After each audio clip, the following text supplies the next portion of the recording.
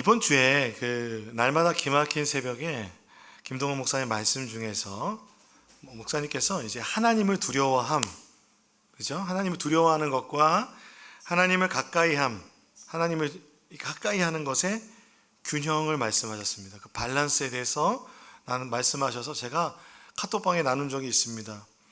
요약하자면 신앙생활하면서 어떤 사람은 하나님을 너무 두려워하고 하나님만 의식해서 경건한 삶, 그리고 율법주의적인 삶, 그리고 그 보수적인 신앙생활을 굉장히 중요하게 생각합니다.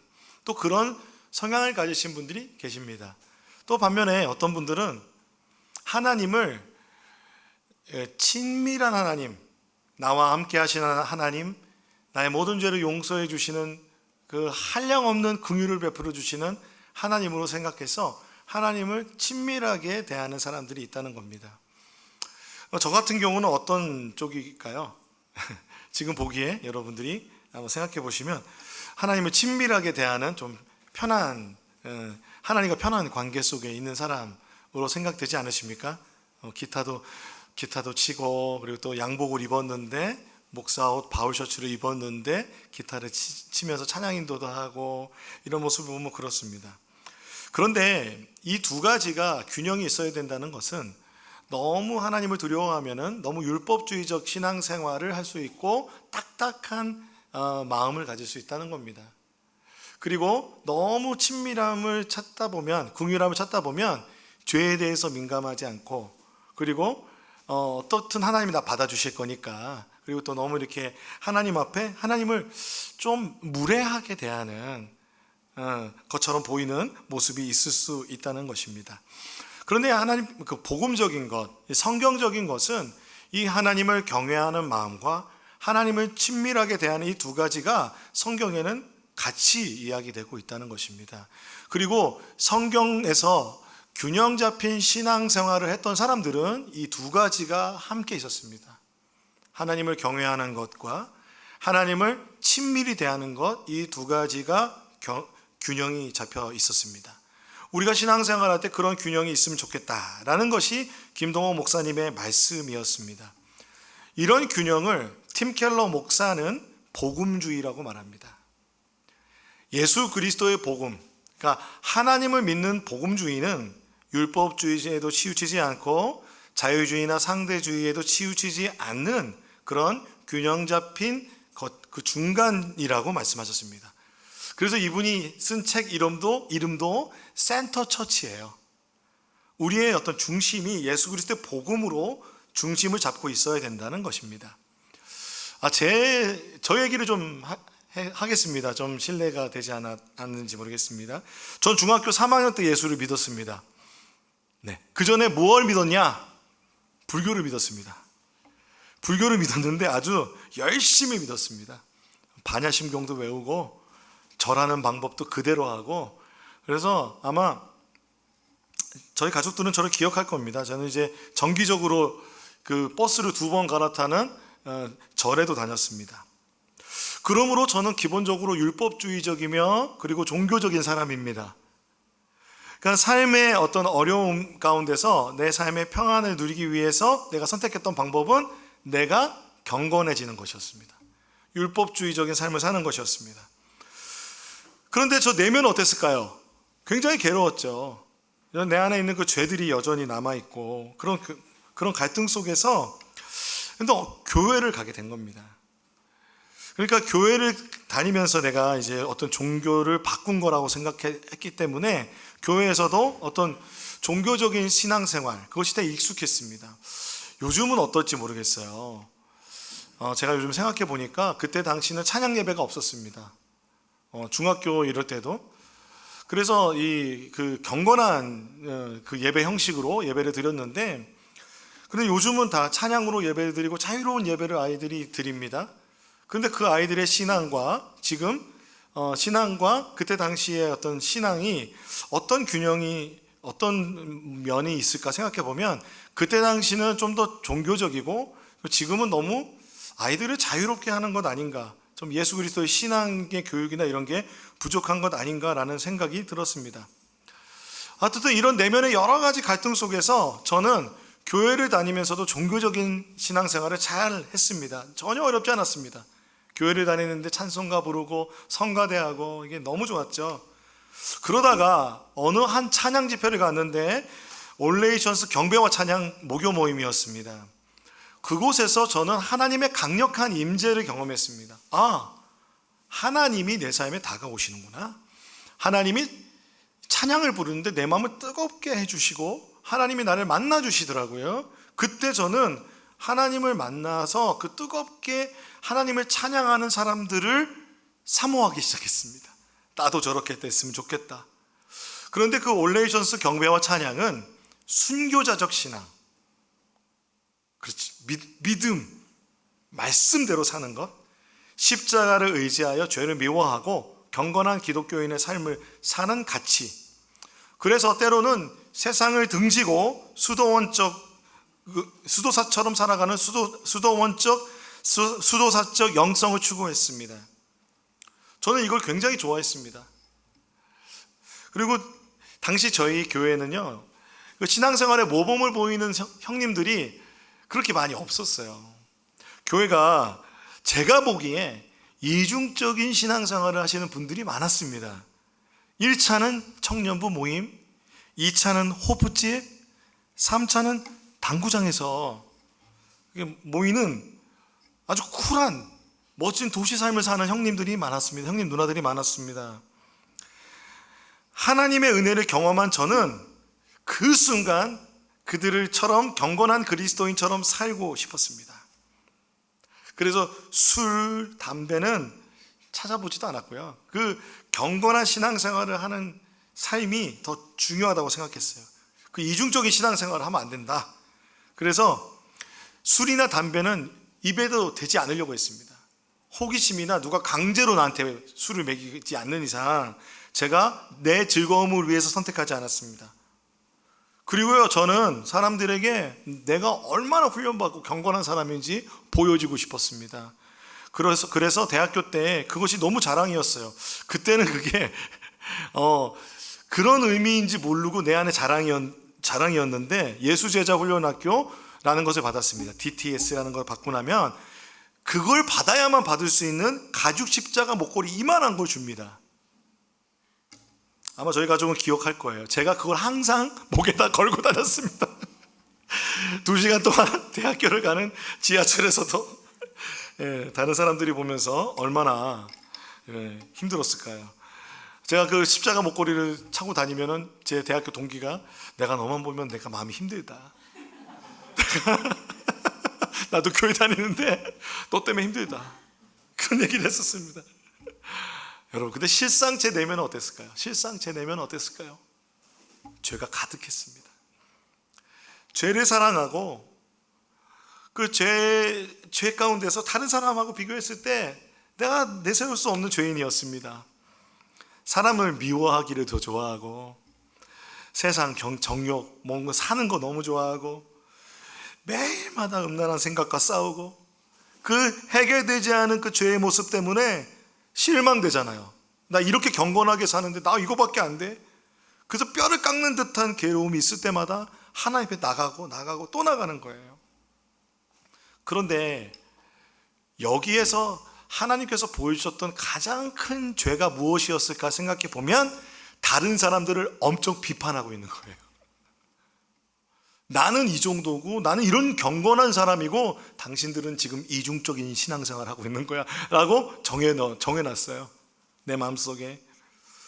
그래서 그때 제 상태를 저는 이렇게 표현합니다. 경건 엘리트주의. 이렇게 생각했죠. 저 형은 술 먹는 형 있었거든요. 술 잘 먹고 잘 노는 형. 저 형은 담배 피는 형. 뭐 담배는 기본으로 하는 형들이 많았고요. 그리고 저 누나도 담배를 피는 누나.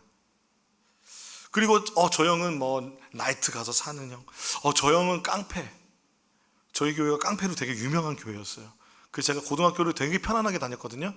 저희 학교에서 제가 동천파라 그러면 아무도 못 건드렸어요.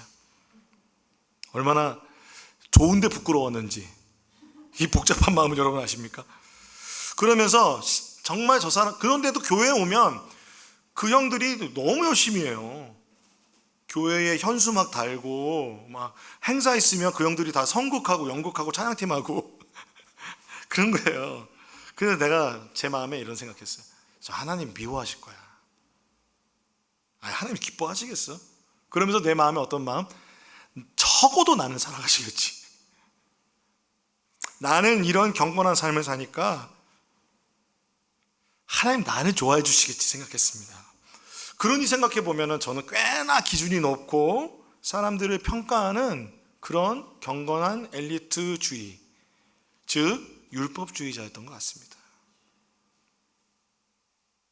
사실 인간이 죄인이라는 것은 하나님 앞에서 똑같지 않습니까? 제가 어느 날 그 사실을 마음속에 깨닫고 하나님께 기도했습니다. 주님, 이 제 마음에 있는 이 잣대와 칼을 내려놓을 수 있게 도와주시옵소서.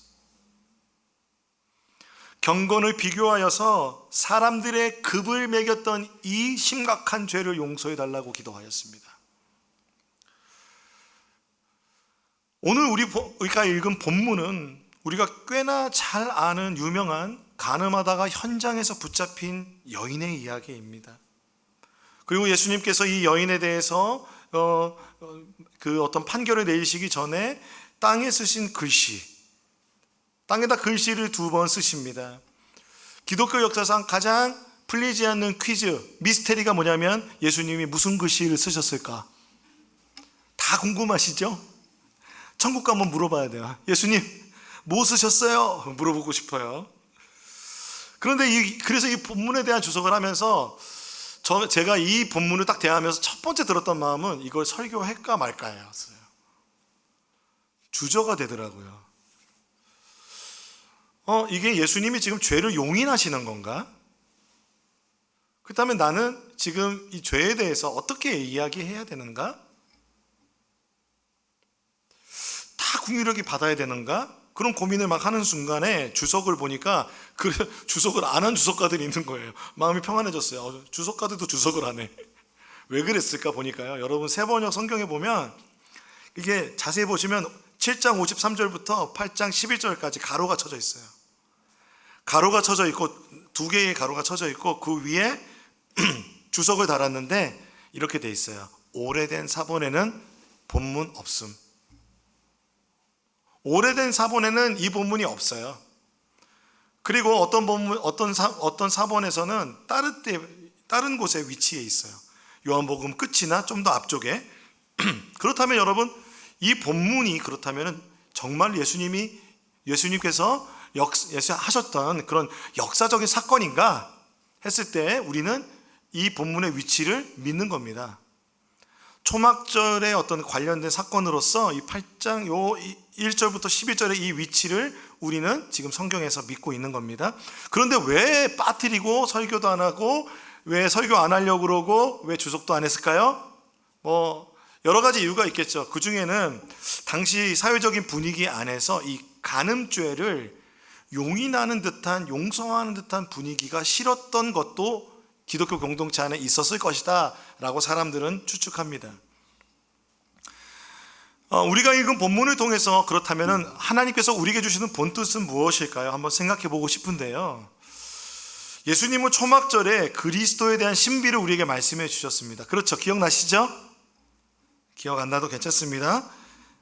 한 가지만 생각하시면 됩니다. 예수님 일어나셔서 큰 소리로 말씀하시죠. 너희 목마른 자들아 다 내게로 오라. 그렇죠? 나를 믿는 자는 그 배에서 생수의 강이 흘러 넘쳐나리라. 그거는 임하실 성령에 대한 이야기였습니다. 이것이 초막절에 예수께서 그들에게 하셨던 핵심 메시지였습니다. 그리고 나서 예수님께서는 다시 올리브산으로 올라오시고 그리고 성전에서 다시 사람들을 가르치기 시작하십니다. 이게 예수님의 습관이셨습니다. 경건한 습관. 올리브산은 우리가 알듯이 예수님이 기도하던 장소죠.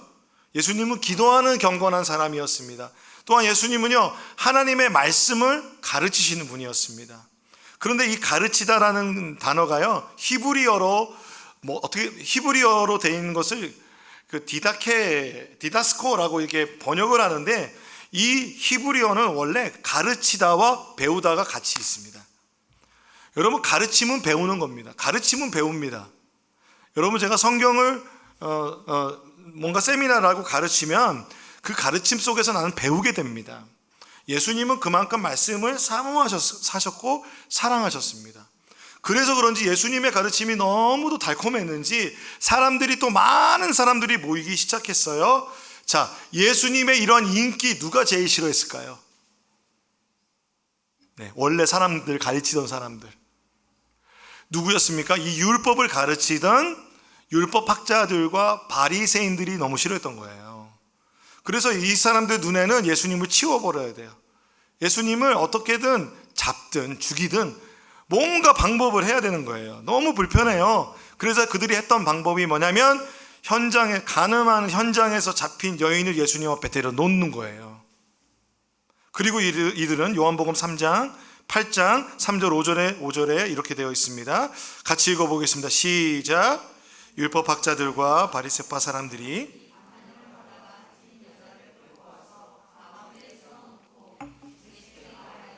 선생님, 이 여자가 간음을 하다가 현장에서 잡혔습니다. 모세는 율법에 이런 여자들을 돌로 쳐 죽이라고 우리에게 명령하였습니다.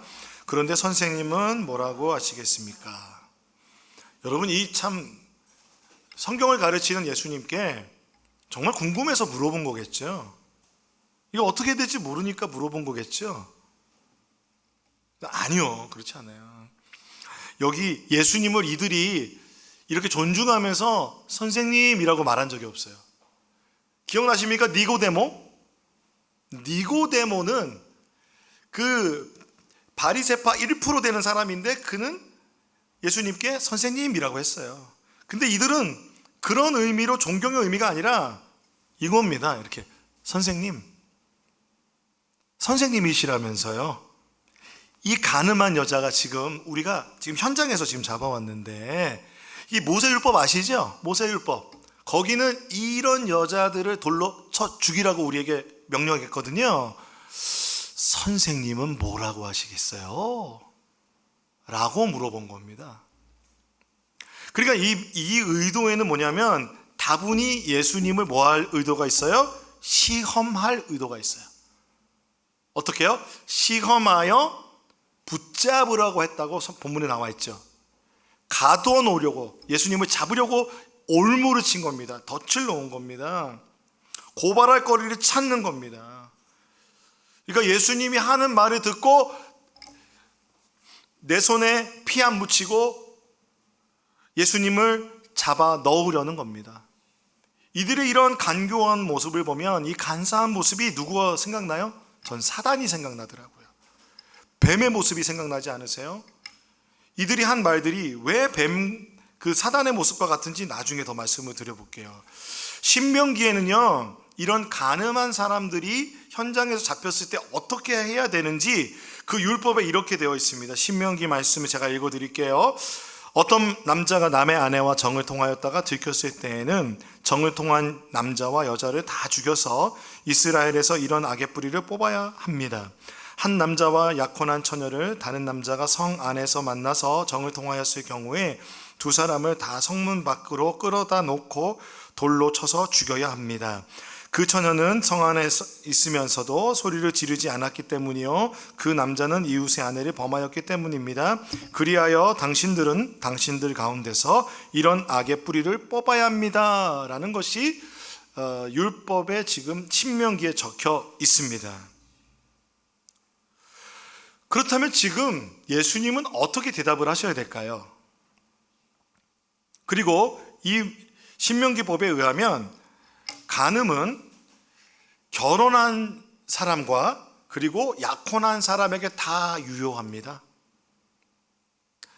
다 유효하고요. 그리고 이 현장에서 들켰을 때, 현장에서 발각됐을 때입니다. 그때 남자와 여자를 다 죽이는 겁니다. 두 사람을 성문 밖으로 끌어다 놓고 돌로 쳐서 죽인다는 것입니다. 여러분, 이게 참 성경 읽다 보면, 이런 본문 대하면 목사도 당황스럽습니다. 하나님 너무 잔인하신 것 아닌가. 근데 우리가 이제 이것을 생각할 때는 그때 당시에 출애굽하고 나서 광야 생활을 하고 있다는 그 상황, 그 정황을 생각하고 본문을 봐야 됩니다. 그러므로 여러분, 이집트에서 얼마나 그 문란한 그 이집트 사람들의 삶을 받겠어요.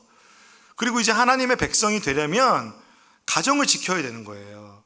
그렇기 때문에 이러한 율법이, 우리가 지금 생각할 때 말도 안 되는 이런 율법이 그때 당시에 있는 거예요. 여러분, 지금도요, 이해되지 않으시겠지만 사우디아라비아에 가면요, 종교 경찰이 있어요.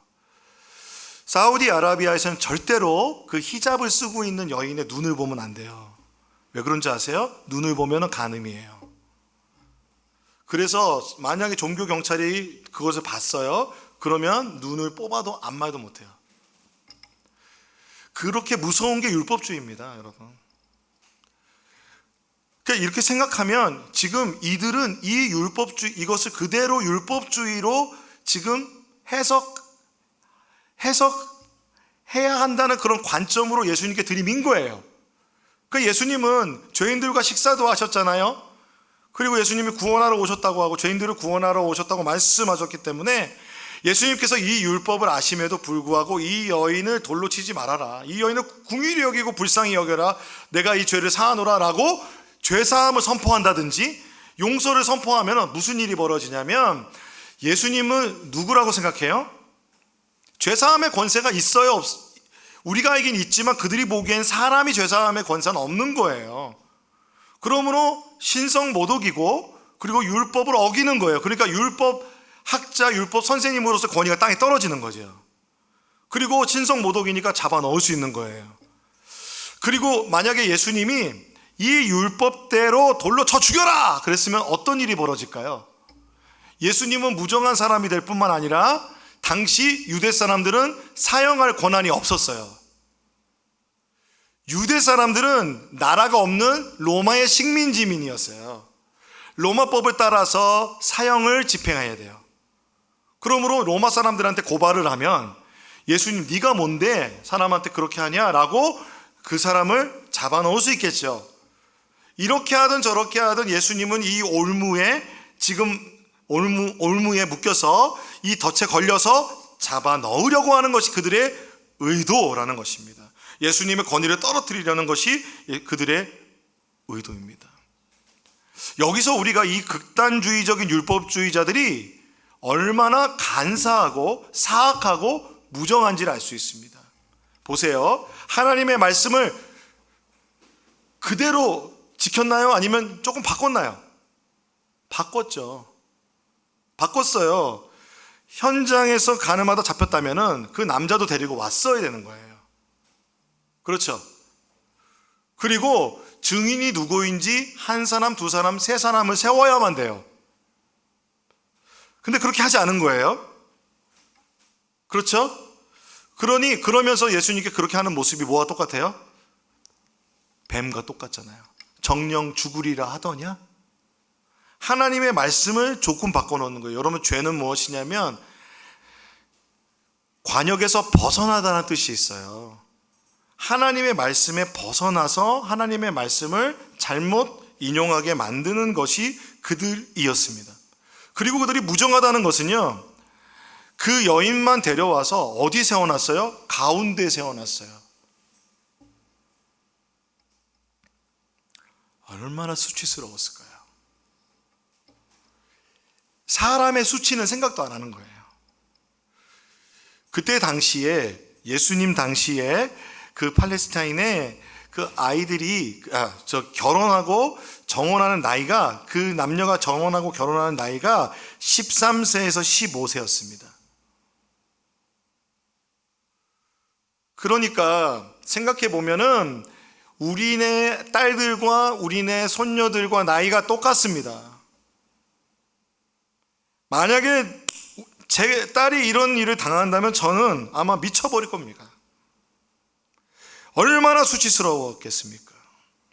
얼마나 무정하고 잔인한 짓입니까? 율법이 사람보다 위에 있습니다. 이게 율법주의의 참담함입니다.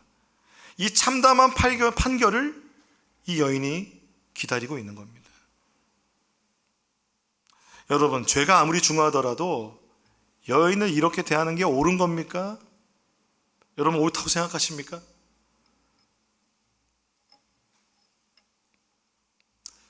반대로 생각해 봤을 때 그들도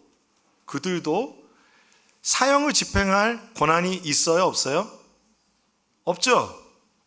그럼 로마 법정에 세워야죠. 그렇죠? 그런데 그 여인을 끌어다가 남자는 어디 갔는지 모르고 예수님 앞에 사람들 가운데 놓인 거, 이거 낙인 찍는 거 아닙니까? 누군가를 죄인이라고 낙인 찍은 거. 여러분 죄인으로 낙인 찍혀 보셨습니까? 그 수치, 그 부끄러움을 당하도록 그 여인에게 그들이 한 겁니다. 그리고는 예수님을 보면서 빨리 답을 내놓으라고 재촉하는 그들의 모습, 그들의 간사하고 사악하고 그 무정하고 폭력적인 그들 앞에서 예수님께서 8장 6절에 이렇게 하셨습니다. 그들이 이렇게 말한 것은 예수님을 시험하여 고발할 구실을 찾으려는 속셈이었다. 그러나 예수께서는 몸을 굽혀서 손가락으로 땅에 무엇인가를 쓰셨다. 예수님께서는 몸을 굽혀서요, 손가락으로 땅에 무언가 쓰셨어요. 우리가 천국 가서 물어봐야 되는 거죠. 무엇을 썼을까요?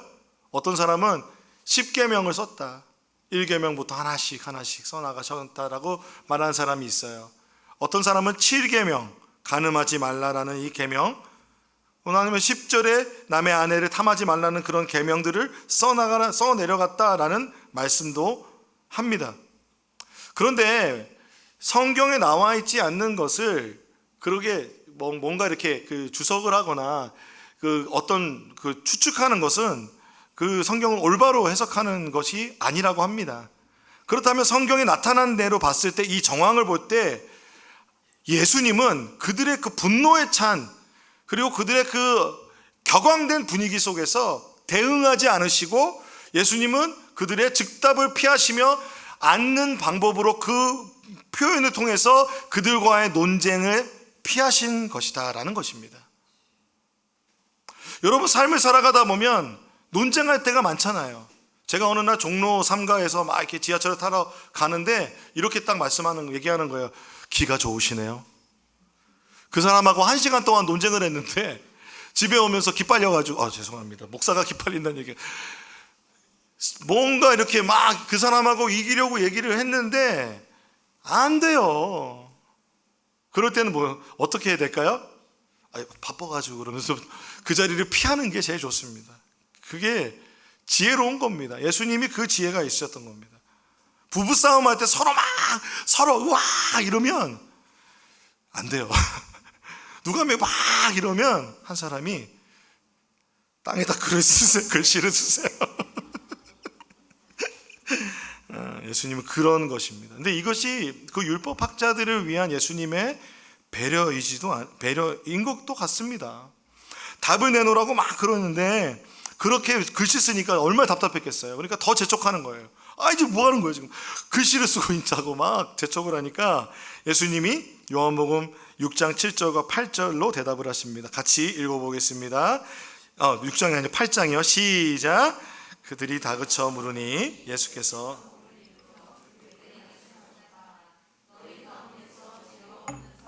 먼저 이 여자에게 돌을 던져라. 그리고는 다시 몸을 굽혀서 땅에 무엇인가를 쓰셨다. 너희 가운데서 죄가 없는 사람이 먼저 이 여자에게 돌을 던져라 라고 말씀하십니다.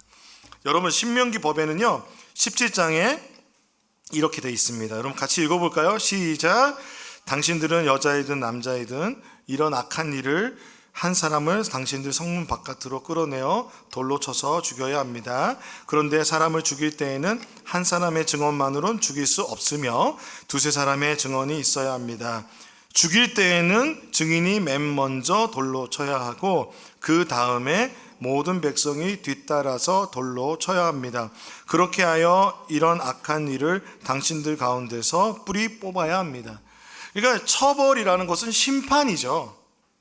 심판을 할 수 있는 것은 죄가 없는 사람이어야 되는 겁니다. 이거 여러분 이해되십니까? 죄가 없는 사람의 기준이 뭡니까? 신명기 보면 현장에서 그것을 본 증인이라고 하는 겁니다. 그러므로 지금 제일 먼저 돌로 쳐야 되는 사람은 누구예요? 현장의 증인입니다. 그리고 현장에 증인이 몇 명 있어야 돼요? 두세 사람이 있어야 돼요. 그러면 만약에 이 가늠하다 현장에서 발각돼서 붙잡혀 온 여인에게는 3명의 증인이 있어야 돼요. 지금 본문에 제시를 했습니까? 안 했습니까? 제시를 안 했어요. 우리가 추측해 볼 수 있는 것은, 그러므로 이 율법학자들과 서기관들은 현장에서 발각한 증인들이 아니다라는 거예요. 데리고 앞에 세웠을 뿐이죠. 그리고 그 앞에는 그것을 증언할 사람들이 충분히 없었다는 걸로 추측해 볼 수 있습니다. 그러므로 죄 없는 자가 돌을 던져라고 했을 때 아무도 자격이 안 되는 거예요. 이 사람들이 딜레마에 빠졌겠죠. 그렇죠. 제사법에도 여러분, 제사법을 봐도 그 죄를 해결하는 여러 가지 방법이 무엇입니까? 그 재물을 죽일 수 있는 방법은 무엇입니까? 바로 내 죄가 그 재물에 전가됐을 때 죽일 수 있는 거예요. 내가 흠이 없고 이것은 지금 흠이 있는 죄인이 됐어요. 죄 자체가 됐어요. 재물을. 그 재물을 누가 죽여야 돼요? 내가 죽여야 돼요. 사실 우리의 현실은, 죄인의 현실은 하나님 앞에서 심판을 면할 수 없는, 그 정죄의 심판을 면할 수 없는 죽음 앞에 놓인 우리들이라는 것입니다. 율법대로라면은요, 그런 누구도 사실은 그렇게 돌을 던질 수 있는 사람은 없었다는 것입니다. 그러므로 예수님 말씀하기를, 너에게 권한이 있냐? 돌 던질 권한이 있느냐? 예수님 물어보신 거예요. 그러면서 제가 우리 그 땅에 쓴 글씨는 상상하지 말라고 했지만 그냥 상상하고 싶었어요. 괜찮으세요? 상상하고 싶었어요. 그래가지고 2번 글씨를 쓰셨잖아요. 첫 번째 땅에 딱 그 땅에다가 손가락으로 막 글씨를 쓰시면서 예수님이 요한복음에 이런 힌트를 몇 개 주시잖아요. 그죠? 사람들을 아셨다. 그렇죠. 예수님이 그 사마리아 여인 아시잖아요. 남편 5이 있었고 지금 있는 남편도 네 남편이 아니니 네 말이 옳도다 말씀하시잖아요. 그렇죠. 그리고 또 누가 오니까 네가 그 무화과나무 옆에 있을 때 내가 보았다. 그러니까 예수님께서는 분명히 그들을 아시는 것이죠. 그러니까 글씨로 그 서기관들, 그 율법학자들, 너 간음죄, 너 횡령죄, 너 사기죄, 하나씩 그 사람들의 마음에 있는 죄를 쓰신 거예요. 그리고 예수님께서는 그들이 막 다그치니까 그들이 보고 있는 상태에서 2번째 글씨를 쓸 때 성경 본문에서 제가 한번 찾아봤거든요. 본문을 묵상하면서 그 안에서 무엇일까? 나는 너희를 정죄하지 않는다. 이지 않았을까? 이건 너무 이제 많이 나간 생각이죠. 그런 상황에서 누가 돌을 던질 수 있겠습니까? 누가 정죄할 수 있겠습니까? 그들이요, 돌을 내려놓고 한 사람씩 돌아가 사라져 버렸습니다. 우리 교회는요, 가스펠 프로젝트라는 그 성경 공부 교재로 수요 기도회를 진행하고 있습니다. 총 3년 동안 신구약 성경을 그 복음적 관점으로 공부할 수 있는 프로그램인데요. 저희가 성경 공부 프로그램을 시작하기 전에 수요 기도회 때 같이 함께 그것을 나누고 있어요. 지금 3권째 진행하고 있습니다. 알고 계시죠? 알고 계시길 바랍니다. 그런데 이 가스펠 프로젝트의 2번째 권에 그 출애굽에 관련된 이야기가 나올 때 율법의 본질적인 정신을 하나님의 사랑이라고 정의합니다. 율법이 심판을 위함이 아니라, 율법은 심판과 정죄의 기능이 있어요. 그러나 율법의 근본 정신은 하나님 사랑이라는 겁니다. 왜요? 그 율법을 주실 때 하나님 어떻게 말씀하셨는지를 보면 돼요. 출애굽기 19장 3절에서 6절에 보면요, 여러분 성경을 보세요. 4절에 보면 너희는 내가 이집트 사람에게 한 일을 보았고, 그렇죠, 그걸 봤죠. 또 어미 독수리가 그 날개로 새끼를 업어 나르듯이 내가 너희를 인도하여 나에게로 데려온 것도 보았다. 어떻게 해요? 어미 독수리가 새끼를 업어 나르듯 그 품에 안았다는 거예요. 그 품에 안고 홍해도 걸으시고 광야를 걸으셨다는 거예요. 그렇게 나오셨다는 거예요. 홍해를 가르고 나오셨다는 거예요. 그들을 보호하셨다는 거예요. 그래서 이제 내가 너희와 언약을 맺을 건데, 이 언약을 지키면, 이 언약이 율법이죠. 하나님의 백성이 되는 하나님 나라의 법이에요. 율법은 하나님 나라 백성이라면 이렇게 살아야 된다. 그래서 이 율법을 지키면 너희는 모든 민족 가운데서 나의 보물이 된다는 거예요. 영화에도 나오죠. My precious. 괜히 했네요. 나의 보물. 우리가 주님의 보물이 되는 거예요. 온 세상이 다 나의 것인데, 그러므로 너희는 나에게 선택한 백성, 그리고 제사장 나라, 거룩한 민족이 될 것이다. 자, 보세요, 여러분. 하나님은 그 노예 상태의 이스라엘 백성들을 지금 하나님의 율법을 통해서 신분을 변화시켜 주시는 거예요. 마치 우리가 예수를 믿으면 하나님의 자녀가 되는 권세를 주시듯이. 이 권세를 무엇을 통해서 주셨습니까? 율법을 통해서. 하나님은 절대로 죄를 용인하시는 분이 아니십니다. 그러나 하나님은 율법을 통해서 그 죄가 드러나 하나님 앞에 나와 하나님의 백성이 되도록 이 죄를 해결하기를 원하시는 것이 하나님의 마음인 것입니다. 그래서 사도 바울은 디모데전서에 우리가 알기로 사람이 그것을 적법하게 율법을 사용한다면 그것은 선한 것입니다. 건전한 교훈은 복되신 하나님의 영광스러운 복음에 맞는 것이어야 합니다. 나는 이 복음을 선포하는 의무를 받았습니다 라고 말합니다. 그래서 로마서에는 이렇게 얘기해요. 서로 사랑하는 것 외에는 아무 빚도 지지 마십시오. 남을 사랑하는 사람은 율법을 다 이룬 것입니다. 율법을 이루는 게 뭐예요? 남을 사랑하는 거래요. 너무 쉽나요? 제일 어려운 것 같아요. 간음하지 말아라, 살인하지 말아라, 도둑질하지 말아라, 탐내지 말아라, 계명과 그 밖에 또 다른 계명이 있을지라도 모든 계명은 내 이웃을 내 몸과 같이 사랑하여라 하는 이 말씀에 요약되어 있습니다. 사랑은 이웃에게 어떠한 면이라도 해를 입히지 않습니다. 그러므로 사랑은 율법의 완성입니다.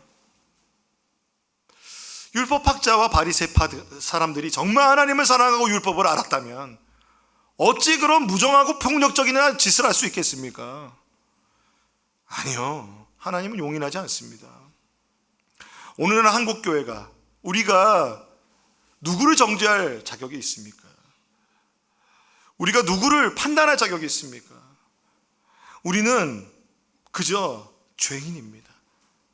하나님의 은혜와 하나님의 사랑이 없이는 그렇게 단나루도 살아갈 수 없는 우리들임을 우리는 믿습니다.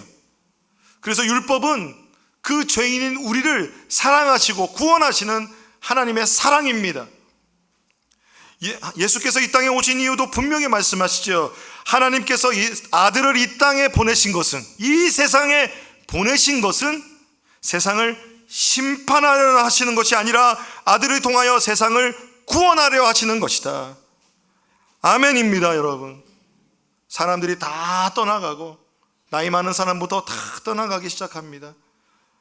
그러면서 누가 남았습니까? 예수와 그 여인이 남았습니다. 이 여인은요, 이 충격이 너무 세서, 이 충격이 가시지 않아서 예수님 앞에 그대로 서 있습니다. 이 여인에게 예수님 이렇게 말씀하십니다. 예수께서 몸을 일으키시고 여자에게 말씀하셨다. 여자여, 사람들은 어디에 있느냐? 너를 정죄한 사람이 한 사람도 없느냐? 여자가 대답하였다. 주님, 한 사람도 없습니다. 그 율법 학자들, 바리새인들 다 갔습니다. 예수께서 말씀하셨다. 나도 너를 정죄하지 않는다. 가서 이제부터는 다시는 죄를 짓지 말아라. 혹자는 예수님이 간음죄를 용인하신 것이라 오해합니다. 아니요, 예수님은 분명히 말씀하십니다. 죄를 용납하신 것이 아닙니다. 나도 너를 정죄하지 않는다. 정죄는 죄를 그 기반으로 하죠. 죄가 있기 때문에 정죄할 수 있지만 나는 너를 정죄하지 않는다.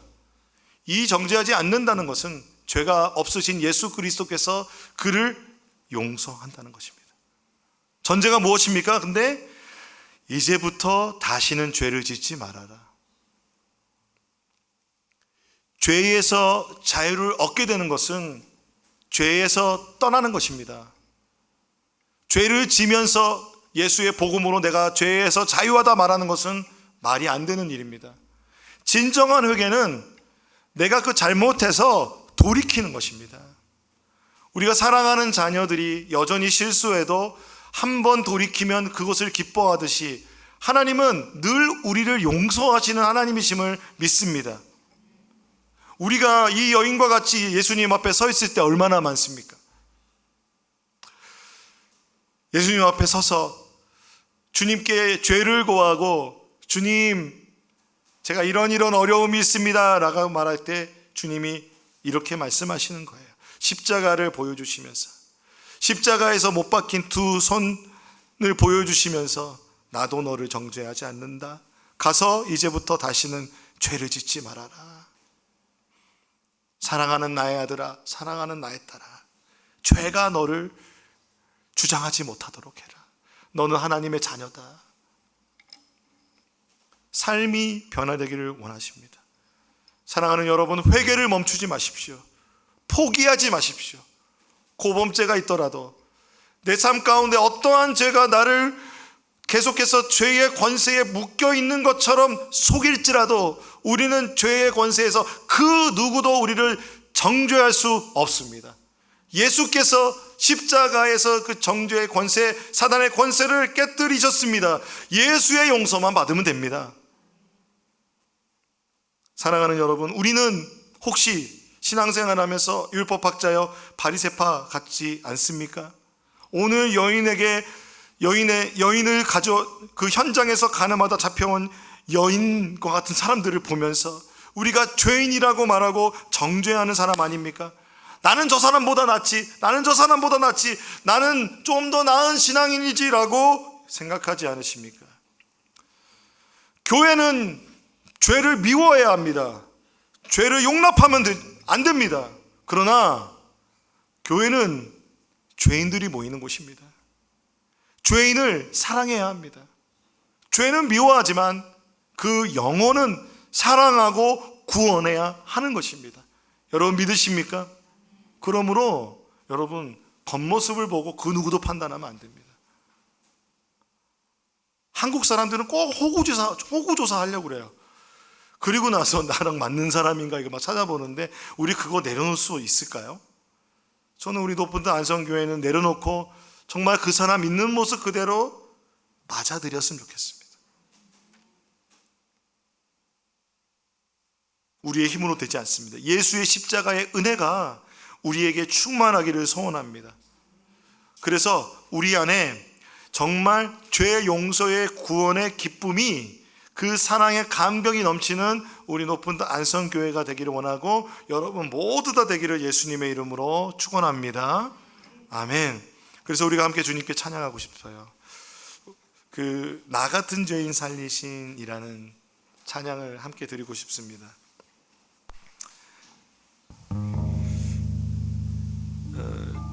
이 찬양을 작곡한, 찬송가를 작곡한 사람은요,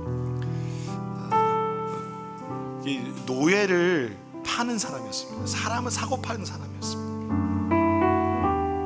그러니까 뭐가 같았을까요? 이 사람 막 정말 사이코패스 같지 않았을까요? 무정한 사람이었습니다. 그런데 그가 하나님을 만나고 나 같은 죄인 살리신 주님 은혜 놀라워라고 고백하고 있습니다. 우리가 이 은혜를 함께 누리기를 원합니다. 함께 찬양하며 주님 앞에 나갑니다.